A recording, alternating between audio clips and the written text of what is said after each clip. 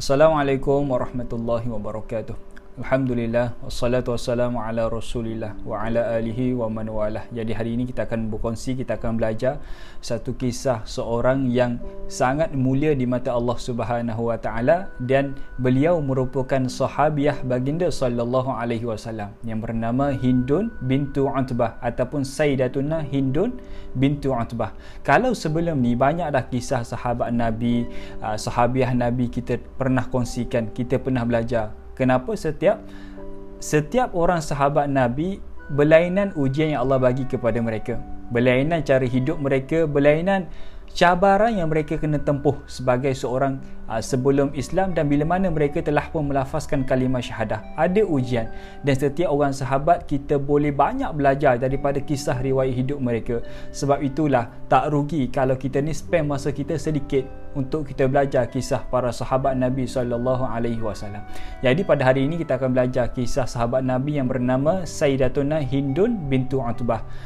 Kalau kita tengok apakah syarat seseorang itu boleh dinamakan ataupun boleh digelarkan sebagai sahabat baginda sallallahu alaihi wasallam? Apa syarat dia?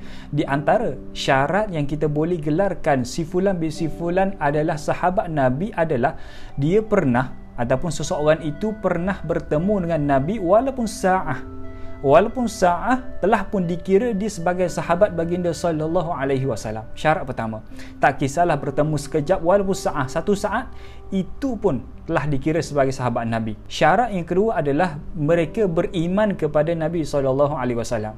Berapa ramai orang yang pernah bertemu dengan Nabi dalam keadaan mereka tidak beriman kepada Nabi, maka tidak boleh dinamakan mereka ni sahabat Nabi sallallahu alaihi wasallam. Contoh dia Abdullah bin Ubay bin Salul, ketua kepala munafik dekat kota Madinah. Banyak kali dia bertemu dengan Nabi, bahkan ketika mana dalam solat berjemaah, dialah yang berada di belakang Nabi SAW. Di hadapan Nabi sangat baik, tapi di belakang Nabi memburukkan Nabi, memfitnah Nabi dan sebagainya. Tapi dia tidak beriman kepada Nabi. Disebabkan itulah Abdullah bin Ubay bin Salul tidak boleh dinamakan sebagai sahabat Nabi SAW. Sebab apa? Sebab syarat kedua tak cukup. Syarat pertama, bertemu dengan Nabi walaupun sa'ah.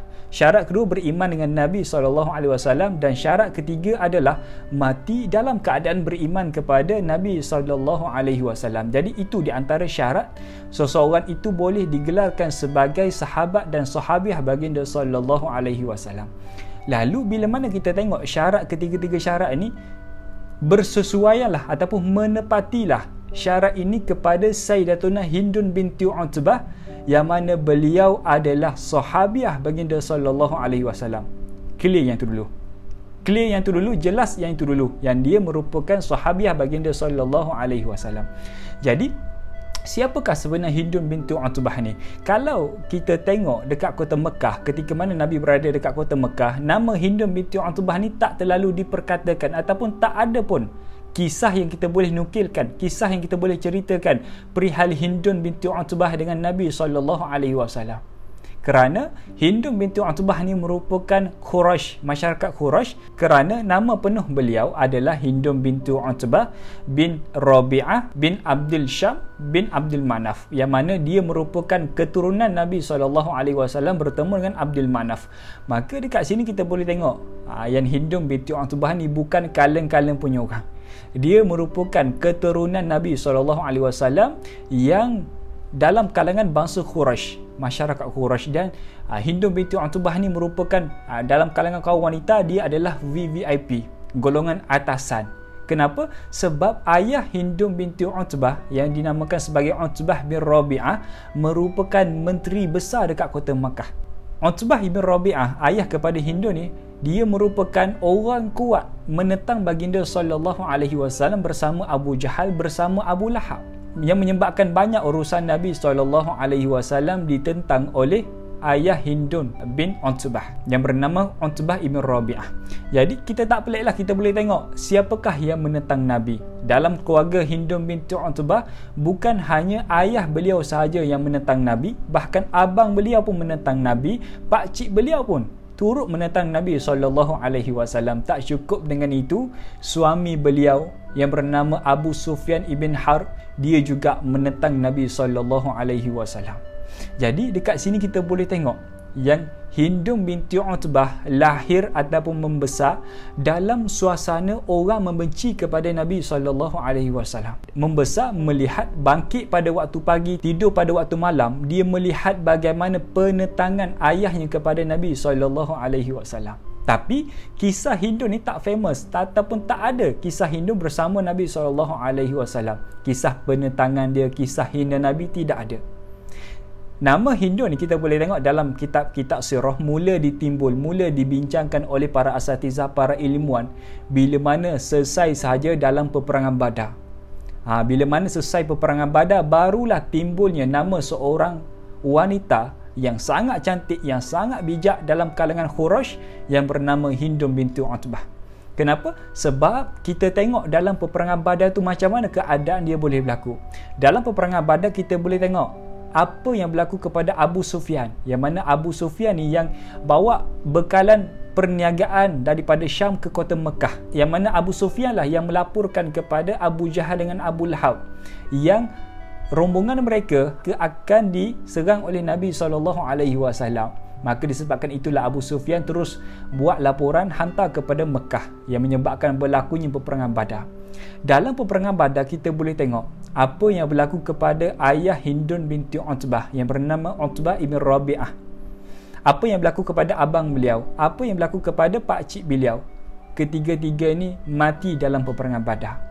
Ayahnya kita boleh tengok bagaimana ayahnya Utbah ibn Rabi'ah yang mati di tangan Saidina Hamzah ibn Abdul Muttalib. Jadi bila mana selesai sahaja dalam peperangan Badar, Hindun ni dapat satu berita yang mana ayahnya, pakciknya dan abang dia mati dalam peperangan Badar, menyebabkan hentakan dalam hatinya, kesedihan dalam hatinya yang menyebabkan dia rasa sedih dan benci kepada Islam. Tak cukup dengan itu, dia bahkan dendam dengan Saidina Hamzah ibn Abdul Muttalib disebabkan Hamzah lah membunuh ayah dia dan sebagainya. Disebabkan itulah permulaan bagaimana Hindun binti Utbah sangat benci kepada Islam.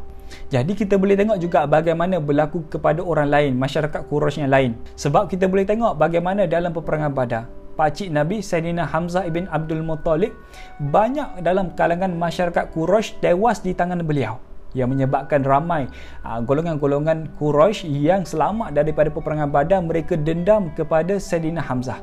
Antara yang turut dendam kepada Saidina Hamzah adalah seorang lelaki yang bernama Zubair, yang mana Zubair ni dia kehilangan pakciknya. Pakcik dia join dalam peperangan Badar dan mati di tangan Saidina Hamzah. Zubair ni dia orang yang kaya. Dia orang kaya, dia ada seorang hamba yang bernama Wahsy. Kita pernah cerita sebelum ni, boleh pergi tengok video secara detail saya kongsikan. Bagaimana Zubair ni sangat dendam kepada Saidina Hamzah. Dia mengarahkan Wahsy, yang mana Wahsy ni merupakan hamba kepada dia. Dia mengarahkan Wahsy, andai kata kamu nak merdeka, join dalam peperangan Uhud, maka dalam peperangan Uhud lah kamu bunuhlah Hamzah, maka aku akan merdekakan kamu, aku akan bebaskan kamu. Maka misi Wahsy, tugas Wahsy dilaksanakan dengan sangat baik.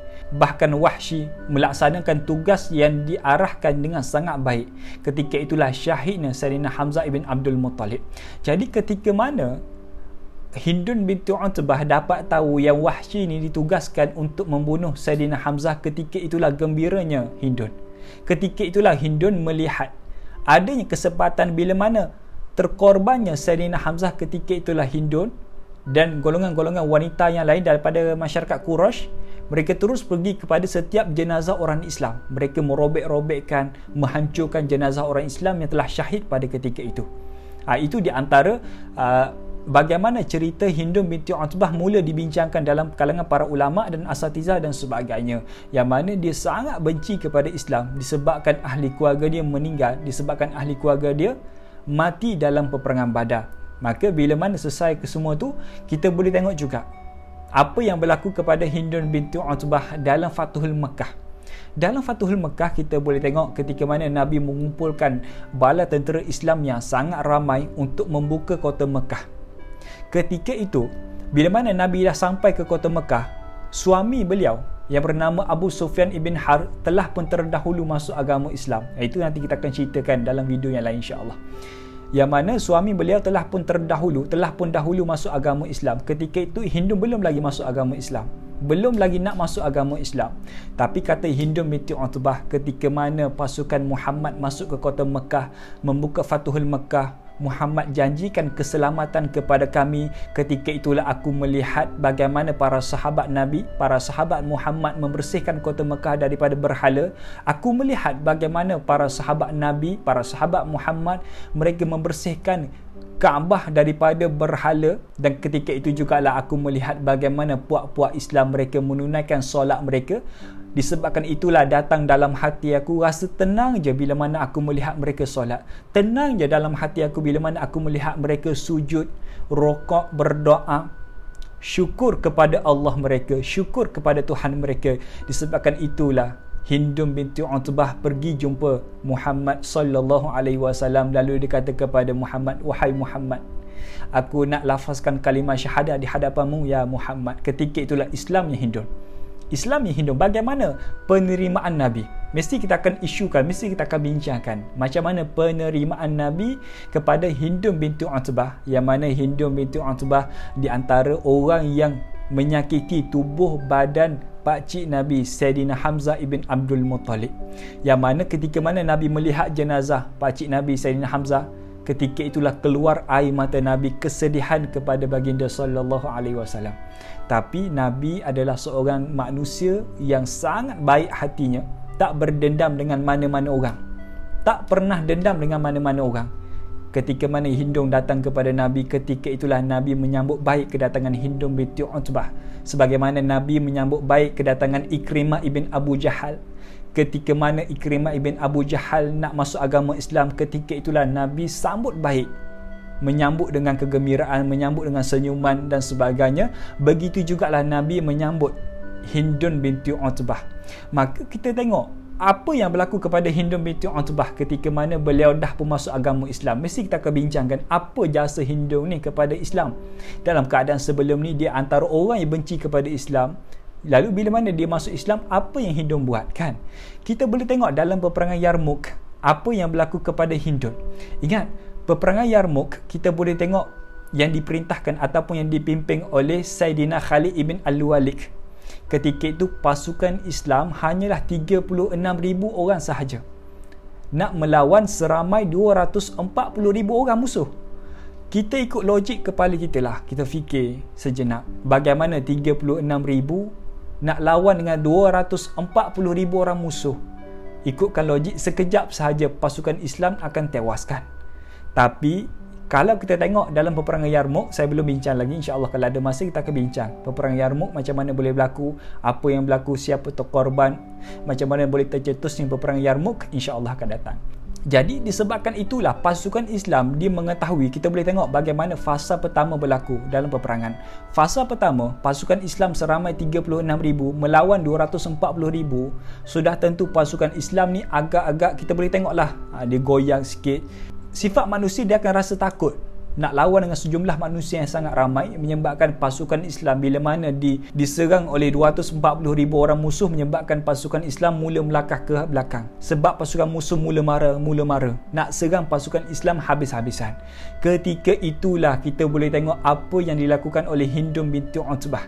Bangkitnya Hindun binti Utbah memberi kata-kata semangat, membakar semangat dalam diri pasukan Islam pada masa itu, menyebabkan keseluruhan pasukan Islam bersemangat dan mereka kejarkan syahid, kejarkan redha Allah Subhanahu wa taala. Dalam keadaan itulah dalam peperangan Yarmouk adanya suami dan isteri yang bernama Hindun binti Utbah, dan suaminya turut ada dalam peperangan ni yang bernama Abu Sufyan ibn Harb. Ketika itulah Abu Sufyan pun turut berundung ke belakang ketika mana dalam fasa pertama dalam peperangan Yarmouk. Lalu ketika mana Hindun binti Utbah pun melihat suaminya turut berundur ke belakang, ketika itulah Hindun pergi dekati kepada suami beliau, bagi tahu kepada suami beliau Sayyidina Abu Sufyan ibn Harb. Apa yang dia kata? Wahai suami aku, bagaimana kamu boleh berundur ke belakang? Apa yang menyebabkan kamu berundur ke belakang wahai suami aku, sedangkan inilah masa yang paling sesuai, inilah masa yang paling tepat untuk kita tebus akan kesalahan kita kepada Nabi, untuk tebus kesalahan kita kepada Islam sebelum ini, yang mana macam-macam kita lakukan kepada Islam. Inilah masa sesuai wahai suamiku, bergeraklah ke hadapan, majulah ke hadapan, seranglah mereka. seranglah mereka habis-habisan dan kita kejar redha Allah Subhanahu Wa Taala, yang menyebabkan suami beliau Sayyidina Abu Sufyan bersemangat pada ketika itu terus maju ke depan dalam keadaan berperang. Dalam keadaan semangat, ketika itulah salah satu mata Abu Sufyan terkena balingan ataupun panahan tombak. Buta mata sebelah Abu Sufyan dalam keadaan dia tetap berperang, dalam keadaan berdarah mukanya, masih lagi berperang, semata-mata nak kejar redha Allah Subhanahu Wa Taala. Kita boleh tengok bagaimana pengorbanan, bagaimana perubahan daripada sebelum ni, yang mana merekalah di antara orang yang kuat menentang agama Islam. Hindun binti Utbah dan Abu Sufyan ibn Harb, orang yang kuat, orang yang merancang strategi nak bunuh Nabi SAW. Tapi bila mana Allah bagi hidayah kepada mereka, merekalah orang yang nak tunjukkan kepada Nabi, nak tunjukkan kepada Allah yang mereka nak berbakti kepada Nabi SAW. Jadi itu saja perkongsian kita pada kali ini berkaitan dengan Hindun binti Utbah di antara sahabiah baginda SAW. Dan kita boleh tengok bagaimana pengorbanan beliau nak menegakkan agama Islam, bagaimana pengorbanan beliau cintakan kepada Nabi SAW. Moga-moga apa yang kita kongsikan pada hari ini berkaitan dengan Sayyidatuna Hindun binti Utbah, kita dapat manfaat dan kita boleh belajar sama-sama. Dan tak cukup dengan itu, kongsikan video kita pada kali ini kepada orang lain, supaya orang lain pun boleh belajar sama.